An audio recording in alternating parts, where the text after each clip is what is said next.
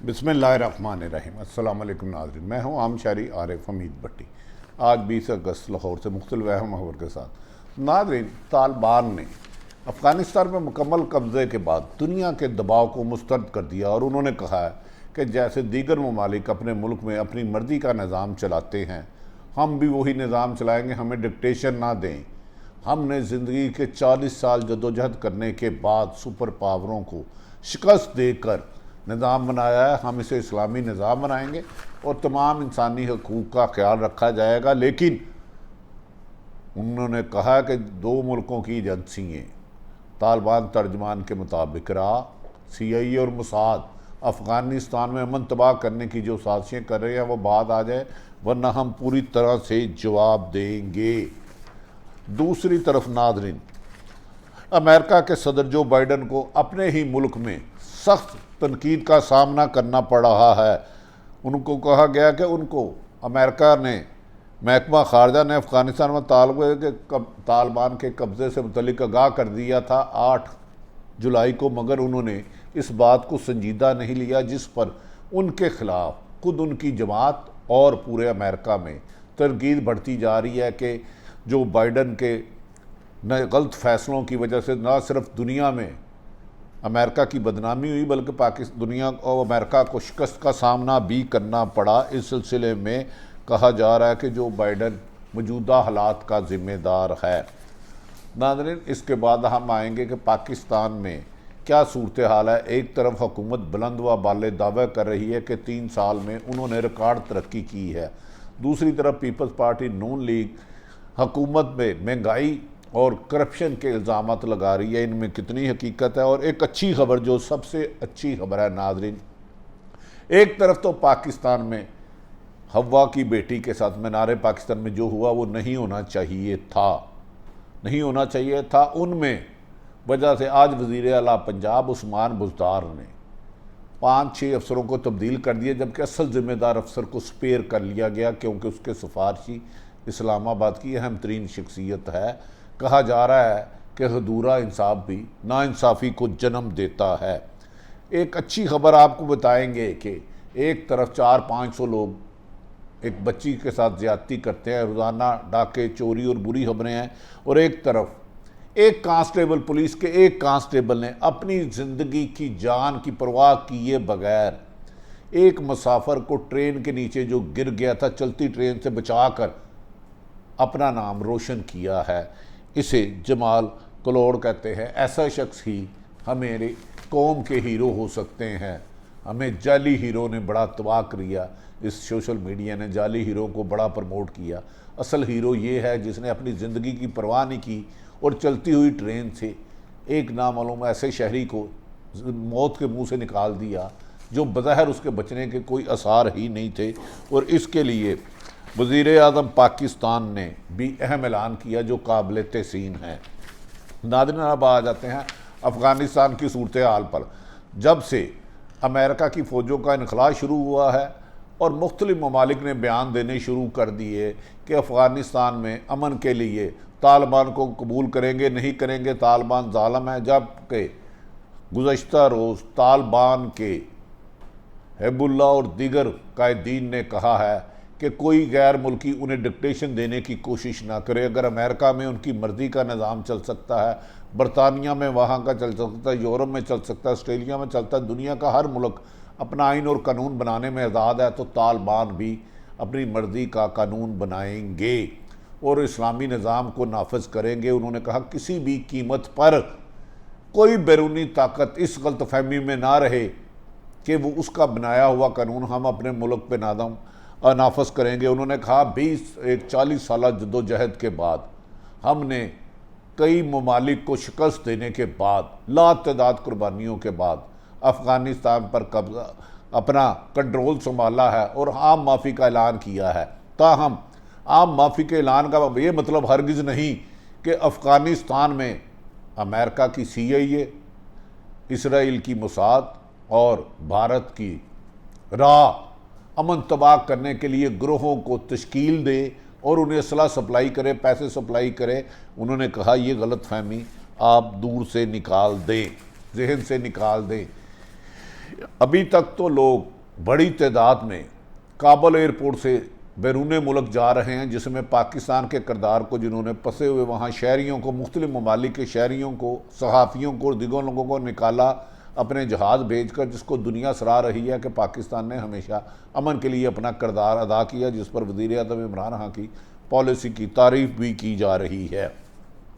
नाज़रीन, इस मौके पर हज़ारों की तादाद में रोज़ाना मुख्तलिफ एयरलाइनें अपने अपने शहरियों को वहाँ से निकाल रही है। अमेरिका, बरतानिया, जापान और दीगर ममालिक के लाखों लोग हैं जो अब वहाँ फंसे हुए हैं और वहाँ से फ़रार चाहते हैं, और तालिबान किसी में रुकावट नहीं डाल रहे।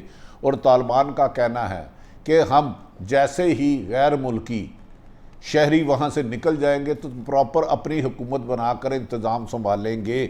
और उन्होंने कहा पोस्ट की काश्त और स्मगलिंग की इजाज़त नहीं दी जाएगी, एक मुकम्मल जामिया निज़ाम दिया जाएगा जिसके तहत हुकूमत को चलाया जाएगा। इस मौके पर उन्होंने बाज़ मुल्कों की तरफ से जो इशारे दिए गए थे कि उन्हें तस्लीम नहीं किया जाएगा, उन्होंने कहा अगर कनाडा हमारी मर्ज़ी का निज़ाम नहीं लाता, फ्रांस नहीं लाता, तो हम उनकी मर्ज़ी का निज़ाम क्यों लाएं।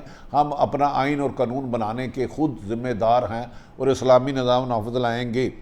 नाज़रीन, दूसरी तरफ ये भी कहा जा रहा है कि तालिबान में गैर मुल्की ताकतें वहाँ का अमन तबाह करने के लिए बहुत ज़्यादा इन्वेस्टमेंट कर रही हैं।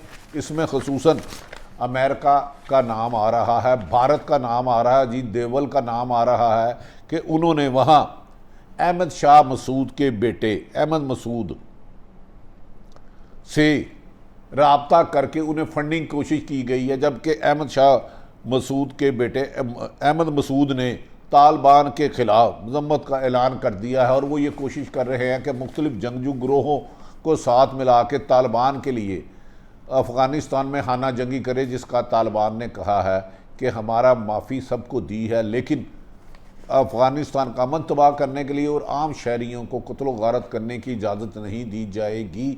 हमने बहुत मुश्किल, बहुत सारी फतूहात के बाद कायम किया है और ये कायम ही रहेगा, और हुकूमत हम अपनी मर्ज़ी से बनाएंगे। इलेक्शन उलूक्शन दुनिया भूल जाए और हमें डिक्टेशन ना दे। उन्होंने वार्निंग दी कि हम अफ़गानिस्तान में अमन कायम करने के लिए अगर दीगर मुल्क की, अमेरिका समेत यूएनओ की फ़ौजों को भगा सकते हैं तो छोटे छोटे ग्रोह हमारे लिए मैटर नहीं करते।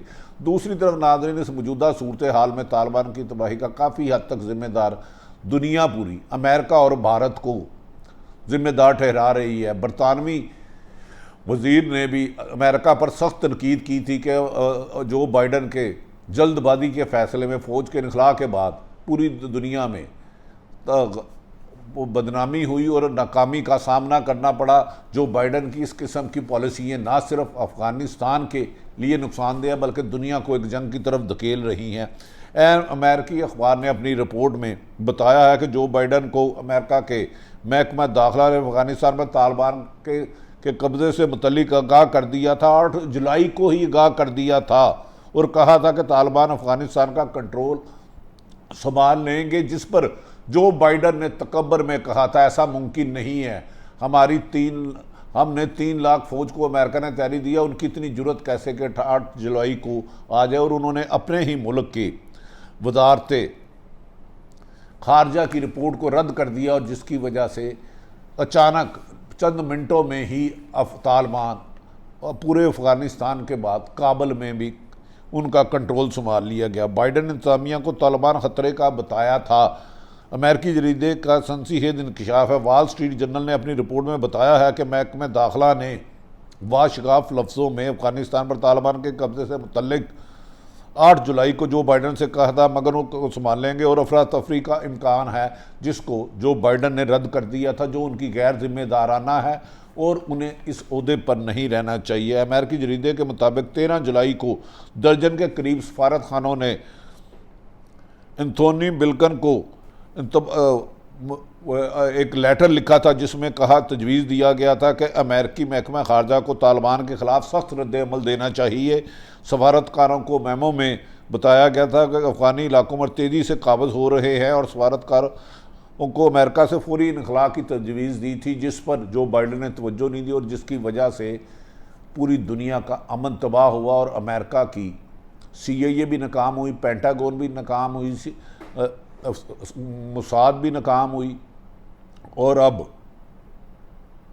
भारत वहाँ गनवाने खेल खेल रहा है, जिस पर पाकिस्तान में वज़ीर आज़म पाकिस्तान आर्मी चीफ ने आला सतही मीटिंग में फैसला किया कि अफ़गानिस्तान में किसी एक ग्रोह की हमायत नहीं की जाएगी और अवाम की मर्ज़ी से बनने वाली हुकूमत को कबूल किया जाएगा, ताहम इसमें दुनिया के मुताबिक भी देखा जाएगा। दूसरी तरफ चीन ने तालिबान से रब्ता करके कहा है कि वो सिर्फ इंसानी हकूक़ का ख्याल रखे, बाकी जो वो आइन लाना चाहते हैं, कानून लाना चाहते हैं, चाहे अमेरिका और कोई मुल्क उन पर अपनी राय मुसल्लत नहीं कर सकता।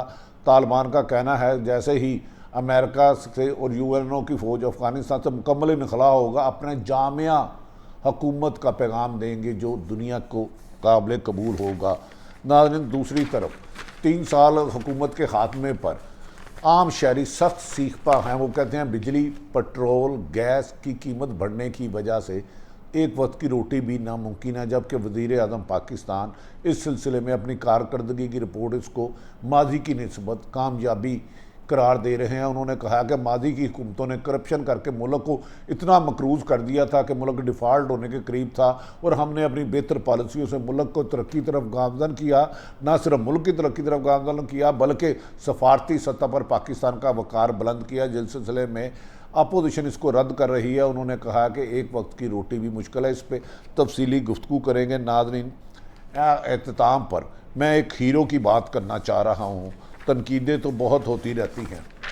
पुलिस का एक कांस्टेबल, पुलिस का उमूमन इमेज अच्छा नहीं है। एक तरफ तो लाहौर में असल जिम्मेदार पुलिस अफसर को बचा लिया गया जो लाहौर में कब्ज़ा ग्रुप की मामनत करता है, पैसों के लेन देन की माफ़त करता है, जराइम पेशा अफराद की पुष्टपनाही कर रहा है, और कुछ अफसरों को तब्दील कर दिया गया। दूसरी तरफ खैरपुर में 8 मुहर्रम को ट्रेन से गिरने वाले एक शख्स को बचाने के लिए एक पुलिस काल हीरो के तौर पर रेलवे स्टेशन पर अपनी ड्यूटी खैरपुर सर अंजाम दे रहा था कि ट्रेन चलना शुरू हो गई। इस दौरान एक मुसाफिर गिरा और ट्रेन के नीचे आ गया।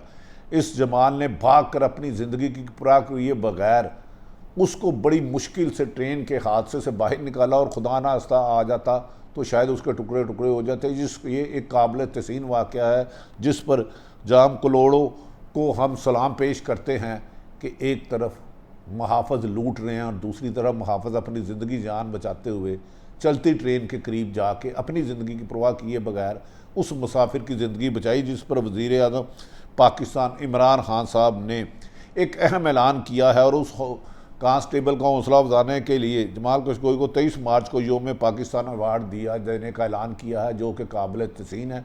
अच्छे काम करने वालों की हौसला अफजाई और करप्शन का बायस बनने वालों के ख़िलाफ़ कानून पर अमल दरामद करा के ही एक तरक्की याफ्ता मुल्क बनाया जा सकता है। नाज़रीन, मैंने सारी सूरत हाल रखी, आइंदा बताएंगे 30 सालों में इमरान खान की हुकूमत ने कितने मकरूज़ कर्जे के हालात में मुल्क संभाला था और इस वक्त मुल्क की सूरत में है।